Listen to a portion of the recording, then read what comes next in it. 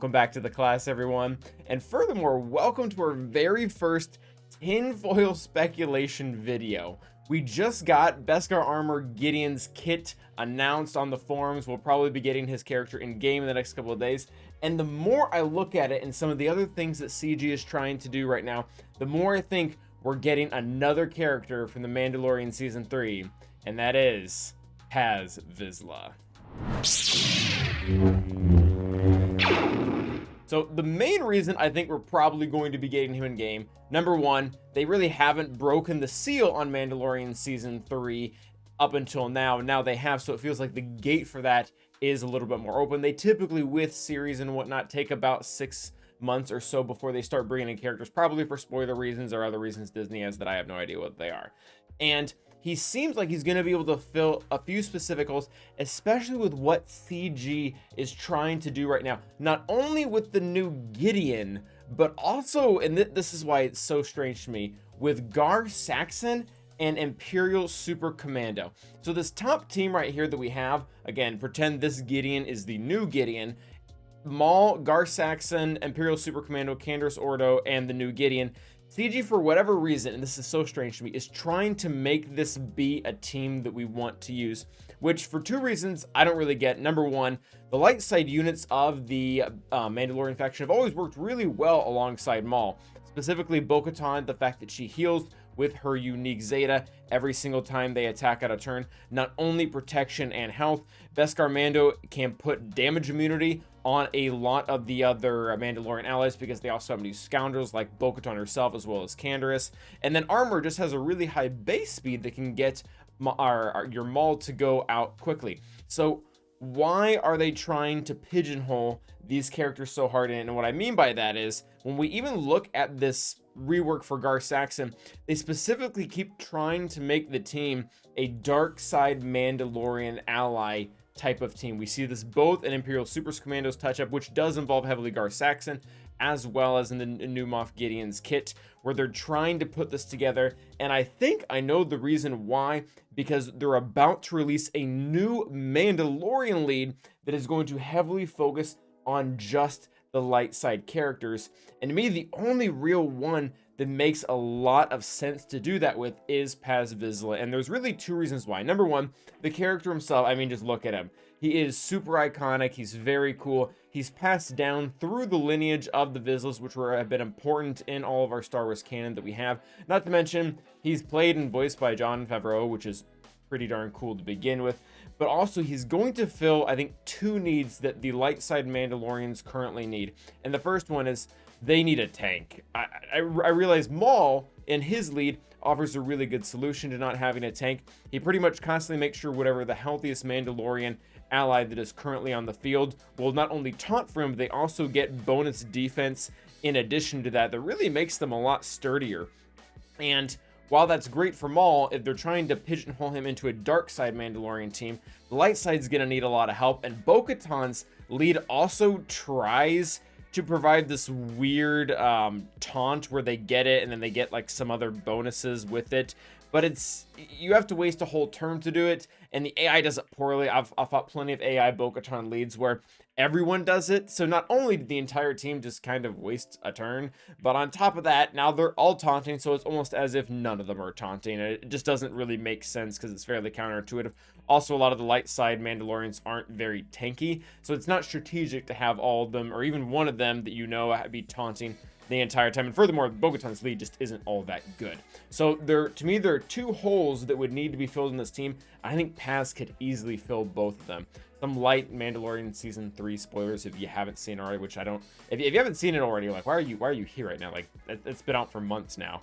But Paz really does take this idea of a tank. Not only is he very large and can take a lot of hits, but on top of that, how his whole story ends is he takes the hit for everyone else. And that's really what tanks are supposed to do in the game, is they're supposed to draw fire. They're supposed to be able to stand in front, take all the hits that are coming in, and essentially sacrifice themselves so that the attackers or the support or whoever can go in and do the rest of the work. And Paz really idolizes that type of symbol more than any other Mandalorian that I can even think of, and that's kind of saying something. And then on top of that, I think he could open up a new leadership. There is a small chance that he could maybe boost Bo-Katan or even Armor's lead in some way to the point where he's a lifter for the faction, and maybe he's a lifter really for an upcoming other Mandalorian leader. If we get, you know, a third version of Din Djarin at some point, maybe he could also kind of have a tag team in that respect, very similar to how we got Seer and then later on we got Malicos, and they kind of work super well together. That might be the ultimate duo here, but he seems to fill both of those holes really well, and then he would be able to pick up all these light side Mandalorian allies. Now, I know the thought that is already crossing through everyone's head, but Calvin, I don't want a light side Mandalorian right now because I already have a home for our good friend the Mandalorian, the Armor, Bo-Katan, and even very recently Sabine Wren. And while I realize you can put them into places, specifically the Armor, a lot of them, at least for my roster, I'm not actually actively using them. Bo-Katan without Maul is very lackluster. She's okay on a Scoundrel team. The Mandalorian himself, I've kind of moved out of the Scoundrel team, or really Dash has kind of ended up taking his place as the new leader. And even Sabine is probably the hottest one right now, no pun intended, because she is working really well on the Phoenix team, taking out really high-end targets like Reva, Lord Vader, JML.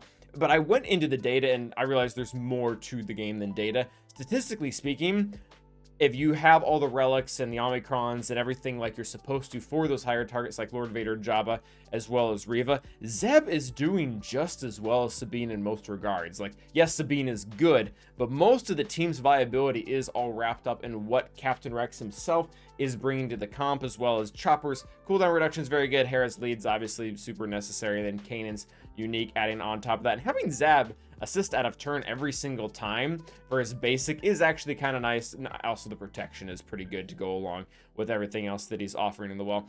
And the reason why we have Trench sitting right here is because, again, I realize these characters can have homes that we can fit them into, but so did all of Trench's team. And CG, and this one, it still boggles me a little bit. They thought that it was acceptable to give it to us to him, or him to us, when the rest of these characters already had multiple, I would even argue, better homes. Newt Gunray, he can be in his own team, who works very well in General Grievous. In fact, ever since Trench's Datacron has gone away, I've gone back to using Newt under Grievous. To me, that's just the better team. I get more mileage out of it, at least in GAC. Jango Fett obviously goes well with the Maul Mandalorians for a ton of people, but on top of that, he wasn't bad in a bounty hunter team. Wat Tambor, I mean, if anyone can compete for plug-and-play viability against Armor, it is Wat Tambor. He is usable in so many different comps, from the anti-revive to the automatic cleanse to the pre-taunt, making any tank a pre-taunter. He's just very universal. And Dooku, honestly, I could make up excuses for Dooku, but he didn't really have a home. Sure, you put him on Trey, he'll do fine.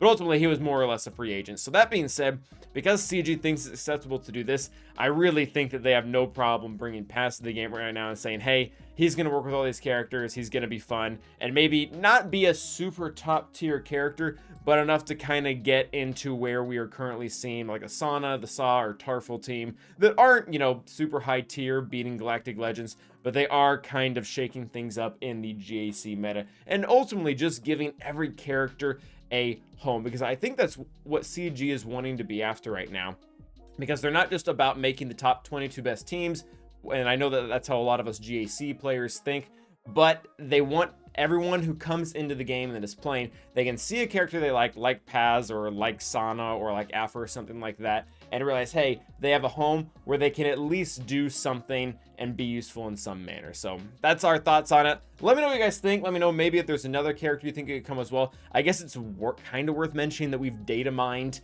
packs for marquee characters. I don't really think that's super important, because at the end of the day, we just keep getting characters all the time. So even without that, this could be viable. And I think it's almost been 3 weeks since we've gotten our last marquee character announced. So at any rate, let us know what you think. And as always, stay awesome.